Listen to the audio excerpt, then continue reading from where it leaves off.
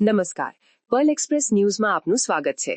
રાજકોટ જિલ્લામાં વધુ એક બ્લેકમેલર કથિત પત્રકારની ધરપકડ। રાજકોટ જિલ્લાના ઉપલેટામાં આરટીઆઈ એક્ટિવિસ્ટ નામે ખંડણી માંગતા ઈશમ વિરુદ્ધ ફરિયાદ થતા ભાગતા ફરતા કથિત પત્રકારની ધરપકડ। કથિત પત્રકાર આશીષ લાલકિયાએ ઉપલેટાના ખારચિયા ગ્રામ પંચાયતના સરપંચ તથા તલાટીને આરટીઆઈ અરજીઓ કરી ફરિયાદીને સમાધાન કરવા 2 લાખની ખંડણી માંગેલ, પરંતુ ના પાડતા ફરિયાદી તેમજ સાહિદને સસ્પેન્ડ કરવા તેમજ ગ્રાન્ટ વાપરવા ભૂલ કરી હશે તો એસીબીમાં ખોટી ફરિયાદ અને ભવિષ્ય બરબાદ કરી નાખવાની ધમકી આપી। ઉપલેટા પોલીસે કથિત પત્રકાર આશીષ લાલકિયાની ઉપલેટા ગણોદ ચોકડી પાસેથી પકડી પાડ્યો। ઉપલેટામાં કહેવાતા પત્રકાર ઉપર અગાઉ પણ સરકારી કચેરી ખાતે કર્મચારી મહિલાઓને હેરાન કરતા હોવાની ફરિયાદ દાખલ થઈ। ધોરાજીના એસપી સિમરન ભારદ્વાજે કોઈ આશીષ લાલકિયાથી સરકારી બિનસરકારી કોઈ પણ મહિલાઓ અથવા અન્ય ભોગ બન્યા હોય તો ધોરાજી ઉપલેટા પોલીસ સ્ટેશને જાણ કરવા અપીલ કરી। રાજકોટ ગ્રામ્ય જિલ્લાના ઉપલેટા પોલીસ સ્ટેશનમાં આજથી લગભગ 2 માસ પહેલા એક આરોપી વિરુદ્ધ 2 ગંભીર ગુના નોંધ કરવામાં આવેલા હતા।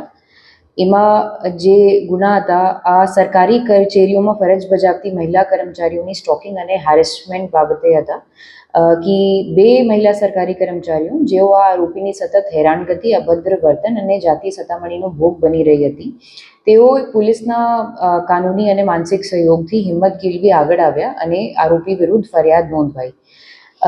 પછી એ જ આરોપી ઉપર એક ત્રીજો ગુનો પણ નોંધવામાં આવ્યો, જેમાં આરોપીએ ઉપલેટા તાલુકાના ખારચિયા ગામ પંચાયતના સરપંચ તથા તલાટીને વારંવાર આરટીઆઈની અરજીઓ કરી ધમકીઓ આપીને રૂપિયા 2 લાખની ખંડણી માંગી હતી। ફરિયાદીએ નાણાં આપવાની ના પાડતા આરોપીએ એસીબીમાં ખોટી ફરિયાદ કરવાની, સસ્પેન્ડ કરવાની તથા જાનથી મારી નાખવાની ધમકી આપી હતી। આ આરોપીની છેતરપિંડી કરવાની રીત એ પ્રકાર છે કે આ આરોપી હંમેશા પોતાની ઓળખ પત્રકાર અને આરટીઆઈ એક્ટિવિસ્ટ તરીકે આપતો હતો। આ ઓળખનો દુરુપયોગ કરીને તે સરકારી કર્મચારીઓને, ખાસ કરીને મહિલાઓને જાહેર બદનક્ષી, ખોટી ફરિયાદ અને કાનૂની ફસામણીની ધમકી આપી ડરાવી ધમકાવી પોતાની સ્વાર્થ સાધતો હતો। પત્રકારત્વ અને આરટીઆઈ જેવા માધ્યમોને દુરુપયોગ કરતું હતું।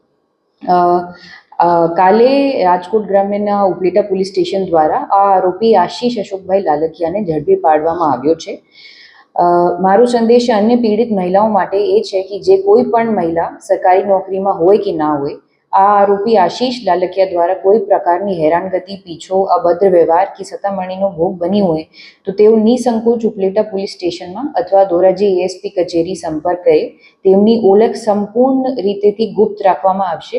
પોલીસે તેમને કાનૂની અને માનસિક દરેક પ્રકારનો સહયોગ પૂરો પાડવા માટે સક્ષમ અને તત્પર છે।